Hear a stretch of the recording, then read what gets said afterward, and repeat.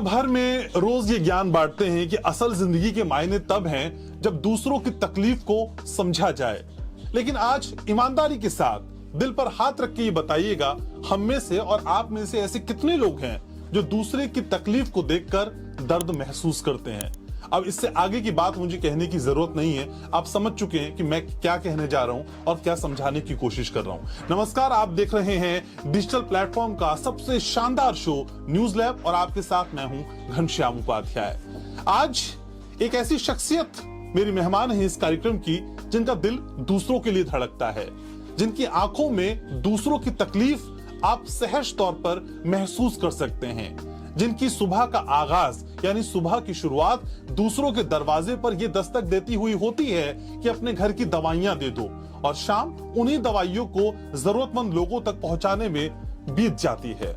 ओंकार नाथ Sharma, medicine बाबा, खास मेहमान है मेरे आज इस कार्यक्रम के। आपको मैं पर्सनली आज आपसे रिक्वेस्ट करना चाहता हूं कि आज का ये एपिसोड आपको जरा भी मिस नहीं करना चाहिए, क्योंकि आज हो सकता है कि इस एपिसोड को देखने के बाद आपकी जिंदगी की एक नई शुरुआत हो। तो टाइम को जाया नहीं करते हैं, शुरुआत करते हैं खास कार्यक्रम न्यूज लैब की।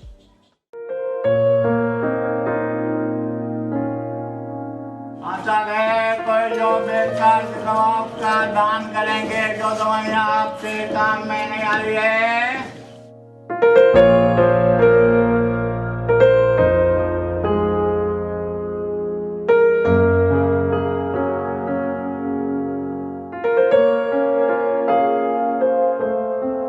आपने ऐसा क्या किया कि लोग आपको मेडिसिन बाबा कहते हैं? देखिए, मेरा ये काम है कि मैं जो आपके घरों में दवाइयाँ पड़ी हुई है वो मांगता हूँ। जो मैं दवाइयाँ देते हैं उनको मैं सर जोड़ कर नमन कर देता हूँ कि बहुत बहुत धन्यवाद, आपने मुझे डोनेट करा। मैंने एक मेडिसिन बैंक बनाना, बच्चे दवाइयाँ दान में नहीं कि कूड़ेदान में। मेडिसिन बाबा का एक ही सपना, गरीबों के लिए मेडिसिन बैंक हो अपना। तो मैं तो खुद बसों में भीख मांगता हूँ अपनी जरूरत के लिए, तो काम भी जगह होता है। मेट्रो में भीख मांगता हूँ। हम ये सोचते मैं इस काम का मास्टर बन गया नहीं हूँ। काम जितना भी आप करोगे कमी निकलेगी। उसी तरह मैं हर एक आपके दर्शकों को रिक्वेस्ट करूंगा, यहाँ पे आए, देखें इस काम को बेहतर तरीके से। और दूसरी राय ये भी दें कि हमें सपोर्ट करें फाइनेंशियल।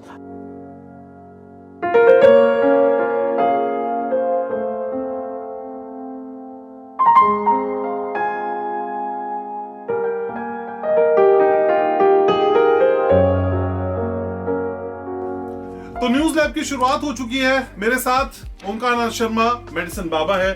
और बाबा, आज मैं पूरी चेतना मंच की टीम की ओर से खड़े होके हाथ जोड़ के आपका अभिनंदन करना चाहता हूं, क्योंकि हमारी ये हैसियत नहीं है कि हम आपके साथ बैठ के आपका स्वागत करें। तो पूरी चेतना मंच की टीम से सहज तौर पे विनम्र हम आपका अभिनंदन करते हैं इस खास कार्यक्रम में।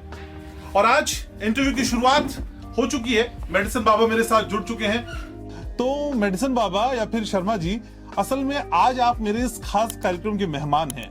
आप क्यों मेरे मेहमान हैं? आपने ऐसा क्या किया कि लोग आपको मेडिसिन बाबा कहते हैं? अपने सफर के बारे में तमाम उन दर्शकों को बताइए जो आज हमारे साथ पहली बार जुड़ रहे हैं। देखिए, मेरा ये काम है कि मैं जो आपके घरों में दवाइयाँ पड़ी हुई है वो मांगता हूँ। क्या बोलता हूँ? हाँ साहब, है कोई जो बेकार की दवाओं का दान करेंगे, जो दवाइयाँ आपके काम में नहीं आ रही है। ऐसा माइक पे चिल्लाता हूँ, फिर मैं 2-3 बार चिल्ला के फिर मैं चारों तरफ देखता हूँ, लेकिन देखता हूँ मुझे कोई आवाज़ तो नहीं दे रहा है। फिर देखने के बाद जो मैं दवाइयाँ देते हैं उनको मैं सर जोड़ कर नमन कर देता हूँ कि बहुत बहुत धन्यवाद, आपने मुझे डोनेट करा। अब दवाइयाँ क्यों मांगी जाती है, ये सवाल है। दवाइयाँ हर आदमी के पहुँच से बाहर है। जो करोड़पति अरबोपति हैं उनके तो मैं कह नहीं सकता हूँ, बाकी जो मिडिल क्लास के हैं, मेरे पास 3 रुपए का एक पत्ता आता है। कितने रुपए का? 3 रुपए का। दूसरा पत्ता आता है 2,04,435 रुपए। अच्छा, मतलब 3 रुपए से 2 लाख का एक पत्ते की कीमत होती है, उसमें भी गोली दस्ती होती है। अच्छा, अब ये समझने की बात है, कौन आदमी इतनी महंगी दवाइयाँ खरीद सकता है? हर आदमी के अफोर्डेबल नहीं होती है। तो हम ये दवाइयाँ मांगने के बाद फिर मैं उसे आता हूँ, करता हूँ। और ये आज मुझे काम करते हुए काफी मैं देखूं इससे पिछले तो 15-16 साल हो चुके हैं। मेरा एक लक्ष्य चल रहा है, वो क्या, मैंने एक मेडिसिन बैंक बनाना, बच्ची दवाइयाँ दान में नहीं कि कूड़ेदान में। मेडिसिन बाबा का एक ही सपना, गरीबों के लिए मेडिसिन बैंक हो अपना। तो भारत में स्किन बैंक है, आइज बैंक है, किडनी बैंक है, कि कौन कौन से बैंक हॉस्पिटल, तो कहीं पे भी आज तक मेडिसिन बैंक नहीं है। तो मैंने एक लक्ष्य लेके चल रहा हूँ कि मैंने मेडिसिन बैंक बनाना है। कम से कम कीजिए जी, मैं एक मेडिसिन बैंक हर एक स्टेट में तैयार ठीक। करूँ। तो यहाँ तक की बात तो आपने मुझे बताई सर, लेकिन आपके मन में वो पहला थॉट, वो पहला ख्याल कब आया कि देखिए मैं दवाइयाँ इकट्ठा करूं, मैं लोगों तक दवाइयाँ पहुंचाऊं? किस बात ने आपको इतना इन्फ्लुएंस कर दिया, प्रेरित कर दिया कि आपने इस काम की शुरुआत की? मैं अस्पताल में कुछ एक्सीडेंट केस के साथ गया था, और हमारा जमुना पार का जो इलाका लगता है लक्ष्मीनगर का, वो ग्रुप टेक बहादुर मेडिकल कॉलेज लगता है। अच्छा, कब की बात रही होगी ये कम से कम 10 साल ऊपर अच्छा, 10 साल हो चुके हैं। ऊपर ऊपर के ज्यादा हो, मेरे टाइम अच्छा, पता नहीं। 2011-12 के आसपास की बात है। हो तो उससे पहले नहीं, 9-10 की बात अच्छा, है। 9-10 की बात। उसकी अच्छा, बात है। ठीक है। तो क्या होता है कि वो इलाका लगता ग्रुप टेक बहादुर मेडिकल कॉलेज। सवेरे एक्सीडेंट हुआ था लक्ष्मीनगर में, मेट्रो पिलर गिरे थे, संडे का टाइम था। अच्छा, लक्ष्मी मेट्रो पिलर कोई 6:45 बजे का टाइम था, सवेरे गर्मी का टाइम था। जो आदमी इंजर्ड हुए हैं वो यूपी, बिहार, राजस्थान के मजदूर थे, जो ऑन द स्पॉट खाना बनाते थे, वहाँ सोते थे, वहीं सब कुछ करते थे। अच्छा।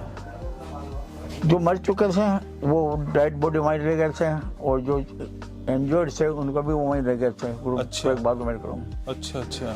ऐसे टाइम में क्या तो प्रिंटिंग मीडिया, इलेक्ट्रॉनिक मीडिया एक दमकट लगा देता है डॉक्टरों के पास अपना काम। पर एक पेशेंट को मैंने कहते हुए सुना था कि बाबा जी ये दवाई हमारे पास खत्म हो गई है, आप कहीं से इंतजाम कर दो, हम आपका ट्रीटमेंट चल। अच्छा, उनको दवाइयाँ वहाँ मिल नहीं रही थी? एक पेशेंट को, सबका भाई ट्रीटमेंट चल रहा था। अच्छा। एक पेशेंट को उन्होंने ये बोला था कि दवाई हमारे पास है, बाकी अभी खत्म हो गई, स्टोर में नहीं आया हो, क्या नहीं आया मुझे पता नहीं, ये खत्म हो गई है, इसलिए आप है हमें मंगवा दो। अब सोचने की बात है कि जो आदमी फुटपाथ पे रहा है, जो वहीं खाना बना रहा है, वहीं कर रहा है, वो दवाई कहाँ से मंगवाएगा? गरीब आदमी है, फुटपाथ पे रहने वाला। चलो ये तो बात हो गई। अब सबसे बड़ी समस्या क्या पैदा होती है, दुनिया में सब काम आदमी कर लेता है आराम से। सबसे बड़ा जो काम होता है अपने आप से संघर्ष करना। दुनिया आप किससे लड़वा लेगा कर लेगा, जो अपना अपना काम, पर अपने आप से संघर्ष करना बहुत बड़ी चीज़ होती है। वो क्या कि बीबी क्या कहेगी, बीबी बच्चे क्या कहेंगे, क्या करेंगे, करते हैं 10-15 दिन में अपने आप से संघर्ष करता रहा। संघर्ष करने के बाद क्या रिजल्ट आया कि घर वाले जो क्या कहना दो। अच्छा। हमने दवाई इकट्ठी करनी, कैसे करनी, एक सब्जी वाला, रेडी वाला आता है, कहता आलू ले लो, बैंगन ले लो, ये ले लो, वो ले लो, जितने सब्जी उसको होती है वो सबको बताता। मतलब वो एक घटना ने आपके जीवन को बदला। टर्निंग पॉइंट वही एक्सीडेंट था जो मेट्रो पिलर का हुआ। मेट्रो पिलर का हुआ। अच्छा। वो मेन पिलर वही था। उसमें ऐसा कौन सा घर है, ऐसे कौन सी जगह, कौन सी कोठी बन जहाँ दवाइयाँ नहीं हो। सही बात है, सही बात है। दवाइयाँ डॉक्टर अपने हिसाब से, ये 3 दिन लो, ये 5 दिन लो, आप ठीक हो जाओगे। अब हम क्या करते हैं, दवाइयाँ हम 5 दिन के लिख दिए, 3 दिन में ठीक हो गया। अब हमारे आज समाज के अंदर बड़ी कमी है कि उनके पास वो दवाइयाँ भाई प्रॉपर चैनल पर नहीं पहुंचाते। भाई 5 दिन की दवाइयाँ हैं, आप 3 दिन में ठीक, 2 दिन, अब वो 2 दिन की जो दवाइयाँ आप कैसे में फेंक देंगे। आपके लिए उसकी क्या कीमत है, क्या नहीं, उसका बाद में कितना मर, आपको क्या मतलब, आप ठीक हो गए, दुनिया ठीक हो गई। तो बड़ी चीज़ें होती है। तो दवाइयाँ कचरे में जाती हैं। हम लोगों को ये सोचना चाहिए कि वो दवाइयाँ बहुत कीमती होती है, किसी की ज़िंदगी बचा सकती है। साथ साथ आर्य समाज मंदिर, सनातन धर्म मंदिर और गुरुद्वारा, इसमें चैरिटेबल डिस्पेंसरी चलती है। मैं एक रिक्वेस्ट करना चाहता हूँ आपके माध्यम से कि दवाई वहाँ पर डोनेट कर दो। कच्चे में डालने फेंकने से आपको क्या मिलेगा, कम से कम वो दवाई वहाँ जाएगी, कितनी की जिंदगी बचाएगी। तो उसी लक्ष्य को सोच के मैंने आगे काम शुरू कर दिया। तो हमारे तमाम दर्शक जो देख रहे हैं वो समझ सकते हैं कि देखिए दवाइयों की कितनी इंपॉर्टेंस है, और जो आपके घर में वेस्ट दवाइयां पड़ी हैं, ये उन्हीं वेस्ट दवाइयों को लेकर दूसरों की जिंदगी बचाने का काम करते हैं। लेकिन मेडिसिन बाबा ये भी बताइए कि रोज का आपका रूटीन कैसे रहता है? सुबह आप कितने बजे घर से निकल जाते हैं, आवाज मारते हैं, रोज रूटीन कैसा रहता है आपका? रूटीन आजकल का टाइम है 10-10 बजे निकलता हूँ। ओके। कोई मिलता नहीं। हाँ। फिर मैं शाम को 4-5 बजे आ जाता हूँ। अच्छा। अगर ये काम गर्मी का हुआ तो 6:30 बजे निकल जाऊंगा, 11 बजे तक वापस काम कर। अच्छा, तो गर्मियों में सुबह 6:30 बजे निकल जाओ? छोड़ देता हूँ 6-6:30 बजे का। अच्छा। हाँ। और वापस मैं 11, 12, 12:30, बहुत ज्यादा काम 12 तक घर आ ही जाऊंगा। ये अलग अलग टाइम पर अलग लगता है, क्योंकि लेडीज जो है इन दिनों में सर्दी के टाइम में फ्री होती है, 10-11-12 बजे वो ऑफिस का काम करे, घर का काम, पार्क में जाके बैठ जाती है। कोठी सोसाइटी अपार्टमेंट होता है ना, तब इकट्ठी हो जाती है, अपने धूप में बैठती रहती है। तो आप उसी वक्त में फील्ड में उतरता हूँ, लेकिन मुझे जो जानने वाले हैं वो दवाई दे देते हैं, बाबा जी यहाँ दवाई ले जाओ। और हमारे दर्शकों को ये भी जानना चाहिए था, खुद मेडिसिन बाबा दिव्यांग है, शारीरिक तौर पे उतनी तरह सक्षम नहीं है जितने की एक सामान्य व्यक्ति की क्षमताएं होती हैं। बावजूद उसके उन तमाम विपरीत परिस्थितियों के बाबा निकलते हैं, दवाइयां इकट्ठी करते हैं और लोगों तक पहुंचाते हैं। बाबा लगभग कितने किलोमीटर रोज चलना हो जाता है आपका? नहीं, मैं पहले तो मैं पैदल चलता था, आजकल मेरे पास हैंडीकैप की अपनी स्कूटी है। अच्छा। स्कूटी और कोई चलाता है, मैं उसके पीछे बैठ जाता हूँ, माइक पे एकदम रिकॉर्डिंग कर देता हूँ, वो सुनता है। तो बाकी 50 किलोमीटर 100 किलोमीटर मामूली सी बात है। कोई गुड़गांव से लाओ, फरीदाबाद से लाओ, वहां से लाओ। अच्छा। वो एनसीआर में सब तो जगह रोज का इतना हो ये जाता सब है? रूटीन वर्क है। अच्छा। जहाँ से जितनी डिमांड आ गई वहाँ पे मैं छेला भरा हुआ, वहाँ से उठा लो, वो वहाँ से पड़ा, वहाँ से उठा लो, वहाँ से उठा लो, मैं सब उठा। अच्छा ओमकार नाथ जी, वो आवाज जो आप गलियों में गुजरते हुए लगाते हैं, क्योंकि उस आवाज में जितना दर्द है वो दूसरों के दर्द को भी समझने के लिए लोगों को प्रेरणा देता है। मैं चाहता हूं वो आवाज आप अपने अंदाज में मेरे व्यूवर्स के लिए यहाँ पे लगाएं, क्योंकि मेरे तमाम व्यूवर्स को मैं जगाना चाहता हूं आपकी आवाज के जरिए। आजकल जो आवाज मैं लगाता हूँ उससे लगा, आप सभी को सादर प्रणाम। हाँ साहब, है कोई जो बेकार की दवाओं का दान करेंगे, जो दवाइयाँ आपके काम में नहीं आ रही है। फिर वही भाषा है कि आप सभी को सादर प्रणाम। हाँ साहब, है कोई जो बेकार की दवाओं का दान करेंगे, जो दवाइयाँ आपके काम में। 2-3 दफा आवाज लगाता हूँ, फिर को चौथी मंदिर से आवाज आ रही है, 8वें मंदिर का आवाज तो नहीं आ रही है। आते हैं फिर उनसे बोलता हूँ रिक्वेस्ट करके, हाँ जो मुझे जानते हैं पुराने उनके तो मैं चला जाता हूँ, मुझे बुलाते हैं वो, मैं ऊपर जाकर ले आता हूँ, नीचे जैसा बोल के दूँगा। पर जो कोई नई जगह होगी वहाँ पर मैं कभी नहीं जाऊँगा, उसको बोलूँगा मेन रोड पर दे दो। ऊपर तो कोई फेंक के देता है, नहीं लेता हूँ। नहीं लेते? अच्छा। हाँ, असूल है अपना, भाई मैं दान मांग रहा हूँ, भिखारी थोड़ी हूँ। मैं आपसे क्या बोलूँ, दान करें। तो ऊपर से फेंक दो बाबा जी, मैं कहा बेटे हाथ जोड़ लेता हूँ, मैं दोनों तरफ से विकलांग हूँ, आप किसी को भेज दो, भेज देते मेरे पास। ऐसी बात, तो ये दवाई हम मांगते हैं। और इस बातचीत के दौरान मैं अपने सहयोगी निखिल से कहना चाहूंगा कि निखिल, जहां ये बातचीत हो रही है, इस पूरे कमरे को आप जरूर दिखाएं मेरे दर्शकों को, और ये दिखाएं कि हम एक डिस्पेंसरी में बैठे हुए हैं जो बाबा की अपनी इंडिविजुअल डिस्पेंसरी है। और निखिल, इस पूरी तस्वीरों को आप इस बातचीत के जरिए हमारे दर्शकों को जरूर पहुंचाने का काम करें। लेकिन बाबा, मैं ये भी जानना चाहता हूं कि आज तो ये आपके सफर की इतनी लंबी शुरुआत हो गई है, इतने साल आप करते गए, लोग आपको जानते हैं, अपने देश में नहीं विदेश में भी जानते हैं, लेकिन मुझे वो शुरुआत की पल बताइए ना, कितना लोगों ने आपको हतोत्साहित किया? बहुत लोग ऐसे मिले होंगे ना जिन्होंने शक भी किया होगा आप पे कि बाबा दवाई लेके कहीं बेचता तो नहीं है। नहीं, ऐसा वो बहुत अच्छा होता है। जो मेरे लिए कोई नेगेटिव पॉजिटिव, तो आज मुझे सब बोलने बहुत अच्छा कर रहा है, मुझे बड़ी चिढ़ हो गई पॉजिटिव पीछे से कि अरे भैया जब दुनिया कह रही मैं अच्छा करूँ, अच्छा करूँ, नहीं मेरे पास आओ, मेरे काम में कमी निकालो। आप किसी भी प्रोफेशनल को, मुझे कोई मतलब नहीं इन बातों का, पर मेरे पास आओ, मेरे काम में कमी निकालो। उससे वो हम ये सोचते हैं मैं इस काम का मास्टर बन गया, नहीं हूँ। काम जितना भी आप करोगे कमी निकलेगी। उसी लिए मैं हर एक आपके दर्शकों को रिक्वेस्ट करूंगा, यहाँ पे आए, देखें इस काम को बेहतर तक। और दूसरी राय ये भी दें कि हमें सपोर्ट करें फाइनेंशियल, ताकि स्टेट के अंदर एक मेडिसिन बैंक में बना सकूँ। मेडिसिन बैंक बनाना आपका सपना है? हर जगह है। मैं दिल्ली में कैपिटल हूँ, ये कपड़े पहन के मैं एम्स में चला जाता हूँ, तो लाखों रुपए की दवाइयाँ लेके कैंसर की, चिपक जाता मैं, बाबा ये दे दो, ये दे दो, वो दे दो। अरे भैया मैं थोड़ी दूंगा, फार्मेसी देगा, मैं आपका सोशल वेलफेयर ऑफिस को दे रहा हूँ, वो देगा, उसका काम है। तो इतनी मतलब मेरी राजधानी की हालत, गाँवों में स्टेट में क्या हालत होगी, स्टेट के बाद डिस्ट्रिक्ट में क्या हालत हो गया। तो एक सोचनीय अवस्था है। अगर रात को किसी आम आदमी को ब्रुफेन के दर्द पेन के लिए चाहिए तो वो देगा, 50 बातें बताएगा, तो ब्रुफेन को कोई खास की ज्यादा कीमत नहीं होती। जब ये आपसे मेरी बातचीत हो रही है तो तमाम मेरे ऐसे दर्शक होंगे जो जानना चाहते होंगे कि आपको अप्रोच कैसे किया जाए, आपके पास पहुंचा कैसे जाए, और पहुंच के उसका प्रोसेस मेरे व्यूवर्स को बताइए कि अगर मुझे आपसे दवाई लेनी है, ये मान के चलिए आप, तो मुझे क्या करना पड़ेगा सर? अगर आप जिससे किसी पेशेंट को दवाई लेनी है, सबसे पहले हमें डॉक्टर का पर्चा चाहिए। अच्छा। पर्चा लेंगे, हम उसे दवाई देखेंगे हमारे पास है नहीं है, उसके बाद पर्चा वापस हम तुम्हें दे देंगे, उसको बोलेंगे फोटो कॉपी ले आओ।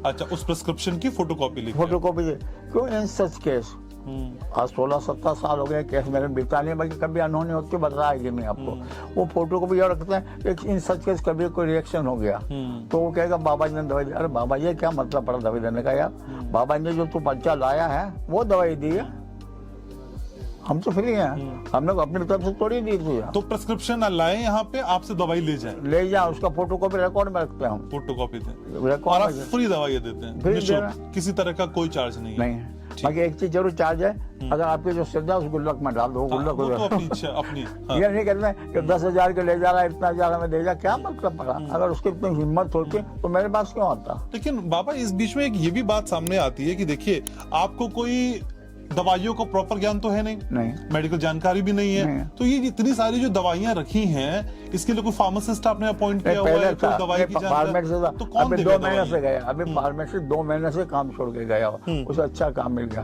अब मैं दूसरा फार्म में 25-30 हजार रुपए मांगता है। जिस जगह आज मैं बैठा हूँ ये किराए की जगह है, अच्छा, 12,000 रुपए मुझे किराया देना पड़ता है, स्टाफ जो काम करता है उसको भी देना उसको भी पड़ता है। आज मेरे पास फार्मेसी मिल नहीं रहा मुझे, मैं 15-20 से ज्यादा नहीं कर सकता, और फार्मे में पैसे को गवर्नमेंट में फार्मे 50-50 हजार 60-60 हजार रुपए, सही बात है। तो इतना तो मेरे पास है नहीं, तो मैं तो खुद बसों में भीख मांगता हूँ अपनी जरूरत के लिए, तो काम गुजारा होता है। मेट्रो में भीख मांगता हूँ जस्ट लाइक दैट। और ये भारत सरकार ने नहीं लिखा, इंडिया वालों ने लिखा, कोरिया सरकार ने मेरे बारे में लिखा है। अच्छा, हाँ, तो बाबा के भीख मांगते हैं सड़कों के ऊपर, मतलब पेमेंट के लिए अपने गली में, तो मैं तो खरीद के दूँ। आज मैं बात, आप देखिए ओमकारनाथ जी, इसको आप भीख मत समझिए, नहीं ये एक ऐसा आप काम कर रहे हैं, ये दूसरों के लिए प्रेरणा है, ये पुण्य का काम है, और ये यकीन मानिए आपको देखकर और सुनकर आज लाखों लाख व्यूवर्स इंस्पायर होने जा रहे हैं आपसे।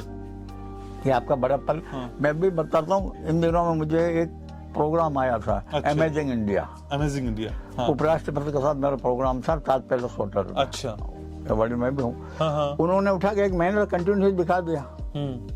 अडानी के जो चैनल है ना, मिरर हो गया, टाइम्स नाउ हो गया, और इसमें करें 1 महीने। अब जिस आदमी को मीडिया ने प्लेटफॉर्म पर दिखा रहा, तो उसकी क्या कीमत होगी? वो उठा के 4 न्यूज़पेपर इकट्ठा लिख दिया मुझे, एक ही दिन में लिखा, ज्यादा में नहीं लिखा, मराठी में लिखा, गुजराती में लिखा, हिंदी में लिखा, और एक इंग्लिश में लिखा। तो उससे सब मेरे पास उठा के 2 महीने काम भी बंद कर दिया, दिल्ली वालों के लिए काम। अब मेरे पास आते हैं ऑल ओवर इंडिया से, बाबा ये दवाई दे दो, दवाई जाएगी उसके पास, गरीब आदमी है, कुरियर के पैसे नहीं है, बाबा भीख मांग के देगा, और दे रहा हूँ। पर उनको लोगों में बोलता हूँ कि मुझे 4 बजे बाद बात करो, ताकि दिनों को जो कलेक्शन करना है उन लोगों को दवाई तो लानी पड़ेगी। मेरे पास सही है, एक प्रोसेस है इसका भी ना, लाना है फिर देना है, लाना है, देना, कुरियर बनाना, कुरियर पैक करना है, तो माध्यम है उसका, उसका वो सब। फिर तो आज पूरे भारत में कैसे भी जरूर हम कर रहे हैं। लेकिन बाबा मेरे कई दर्शक ये भी जानना चाह रहे होंगे, और मैं भी पर्सनली जानना चाह रहा हूँ कि दवाइयों के अलावा क्या दूसरी सुविधाएं भी आप देते हैं? गैस सिलेंडर या कोई उपकरण? ऑक्सीजन सिलेंडर ये पड़ा मेरा आपको। अच्छा, ये ऑक्सीजन सिलेंडर पड़ा, ऑक्सीजन सिलेंडर, नेमोलाइजर सेक्शन में, व्हील चेयर, हॉस्पिटल बेड सब है। बाकी उनके ऊपर हम क्या करते हैं कि कुछ डिपॉजिट चार्ज लेते हैं। व्हील चेयर कुछ नहीं मिलती है, 4,500-5 हजार रुपये ऊपर आती है, बाकी 40-50 हजार तक आती है, 4,500-5 हजार। हम क्या लेते हैं 500 रुपये। वो व्हील चेयर लेने कोई नहीं आता मेरे को, वो खाली अपने 500 रुपये लेने के लिए आता काम में। अच्छा, 500 रुपये लेने में आता। तो हॉस्पिटल बेड 10,000 12,000 वाला, उसके लिए क्या 2,000 रुपये काम हो गया। साल भर के 6 महीने, हमें कोई मतलब नहीं, हमें एक चीज हमारे पास है, अपने 2,000 वापस ले जाओ डिपॉजिट मनी। एक बेड होता है कोई 80,000 से लेकर 1 लाख 1.25 लाख का होता है, उसमें हम क्या लेते हैं 10,000 रुपये। अच्छा, वो उसका रोज का किराया भी नहीं लगा, हम कुछ नहीं लगा। बस वो फंड क्यों लिया जाता है डिपॉजिट मनी, कि वो पैसा आ जाएगा तो हम वो चीज किसी और को देंगे। अच्छा मेडिसिन बाबा, मैं कहीं पढ़ भी रहा था कि आप जो असल में दवाइयां बाहर से भी मंगाते हैं, बाहर विदेशों से भी लोग आपको दवाइयां भेजते हैं, लेकिन मुझे ये बताइए कि जो विदेशों से दवाइयां आती हैं उस पे कस्टम ड्यूटी कैसे फिर आप वापस भेज देता हूँ, वापस भेज देते हैं? जिसको जरूरत है। मेरे पास हुआ था 2 भाग क्या। अच्छा, कस्टम ड्यूटी मांगी थी, मैं क्या ये दूं? जिस कंपनी को आ गया 3 महीने बाद वापस भेज दिया।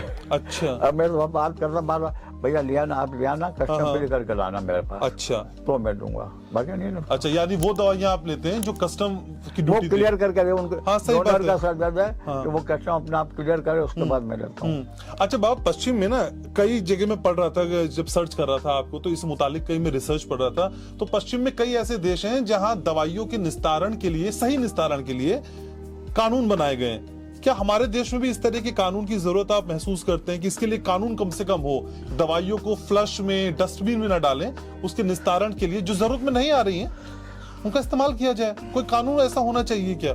मैं इसके पक्ष में हूँ, कानून होना चाहिए, मैं इस पक्ष में भी हूँ कि जैसे अपन सिविल लाइन हो गया, बिना गंदी से गंदी चीज, इन दवाइयों को प्रॉपर तरीके से इस्तेमाल करने के लिए गवर्नमेंट को ऐसा कोई कानून बनाना चाहिए कि जो आदमी नहीं खरीद सकता है उनसे इकट्ठी करी जाए, ऐसे केमिस्ट शॉप होती है वहाँ पर रखी जाए और वहाँ से उठाई जाए और प्रॉपर चैनल का दुरुस्त करार दी जाए।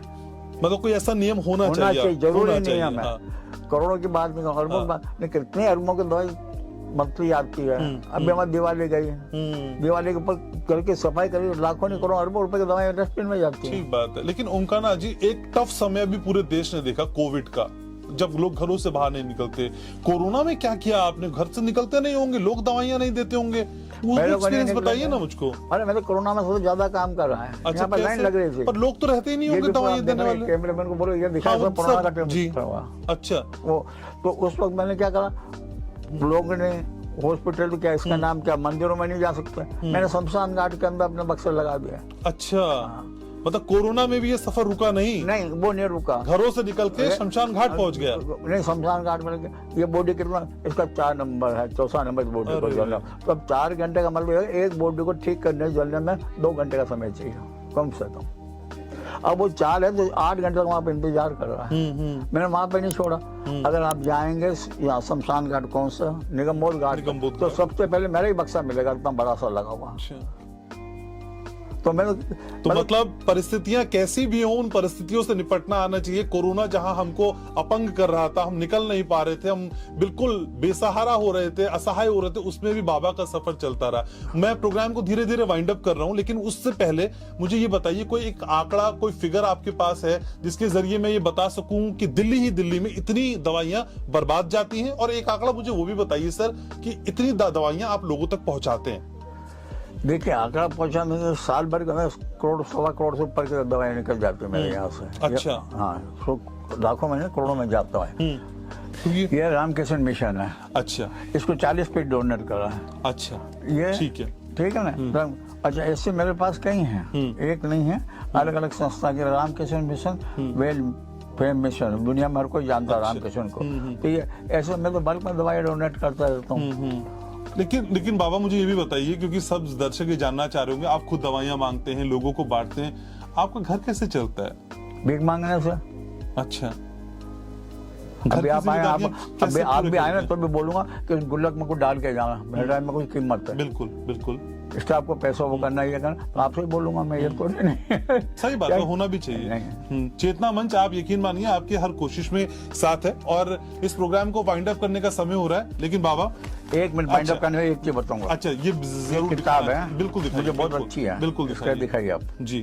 ठीक है, इस किताब में क्या खास है? इसमें बहुत कुछ खास है। किताब मुझे 10th में पढ़ाया जा रहा है, मैं इसे छोड़ो, आज मुझे 10th में पढ़ा रही, गवर्नमेंट पढ़ा रही है मेरे को, स्टूडेंट्स को।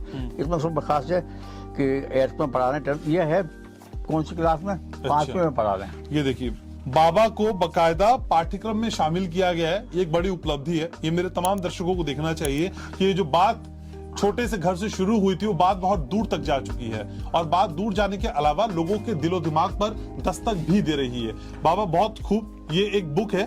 ये सीबीएसई ने लागू की है, एनसीईआरटी ने? एनसीईआरटी ने प्राइवेट स्कूलों में ये पाठ्यक्रम लगाया गया है। एनसीईआरटी की मेरे पास है, छत्तीसगढ़ में मुझे 10th में पढ़ा रहे हैं। छत्तीसगढ़ गवर्नमेंट है, आज मुझे 10th में पढ़ा रही है। यूपी बिहार मुझे 8th में पढ़ा रहे हैं। इससे बड़ा मेरे लिए और क्या अवार्ड होगा?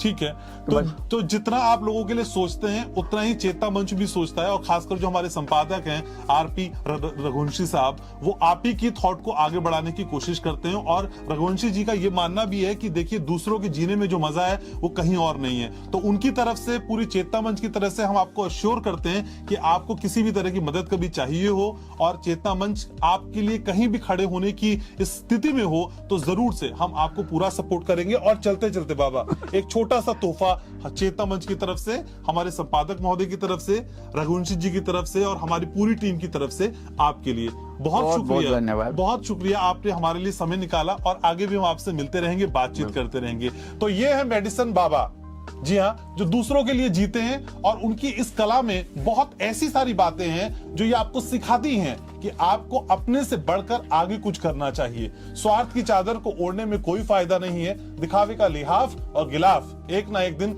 जरूर आपसे छूट जाता है। चलिए ना, तो आज से फिर एक कोशिश करते हैं दूसरों के लिए जीने की, और उसके साथ आप अपनी मुस्कुराहट जरूर कायम रखिएगा, क्योंकि मैं आपसे हमेशा कहता हूं कि आप मुस्कुराते रहिए, क्योंकि जब आप मुस्कुराते हैं तो बहुत अच्छे लगते हैं। और मेरे चेहरे की मुस्कुराहट कैसे आती है आप जानते हैं ना, आपके कमेंट से, आपके सब्सक्रिप्शन से और आपके शेयर करने से। मुझे आपके कमेंट्स का इंतजार कर रहा हूं। बहुत शुक्रिया, नमस्कार।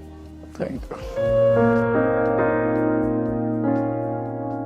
आशा है कोई जो बेकार दवाओं का दान करेंगे, जो दवाइयाँ आपके काम में नहीं आ रही है।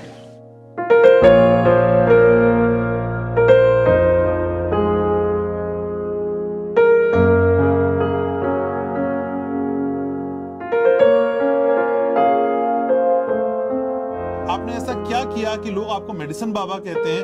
देखिए, मेरा ये काम है कि मैं जो आपके घरों में दवाइयाँ पड़ी हुई है वो मांगता हूँ। जो मैं दवाइयाँ देते हैं उनको मैं सर जोड़ कर नमन कर देता हूँ कि बहुत बहुत धन्यवाद, आपने मुझे डोनेट करा। मैंने एक मेडिसिन बैंक बनाना, बच्चे दवाइयाँ दान में, नहीं कि कूड़ेदान में। मेडिसिन बाबा का एक ही सपना, गरीबों के लिए मेडिसिन बैंक हो अपना। तो मैं तो खुद बसों में भीख मांगता हूँ अपनी जरूरत के लिए, तो काम भी लगा होता है। मेट्रो में भीख मांगता हूँ। हम ये सोचते मैं इस काम का मास्टर बन गया, नहीं हूँ। काम जितना भी आप करोगे कमी निकलेगी। उसी तरह मैं हर एक आपके दर्शकों को रिक्वेस्ट करूंगा, यहाँ पे आए, देखें इस काम को बेहतर तरीके से। और दूसरी राय ये भी दें कि हमें सपोर्ट करें फाइनेंशियल।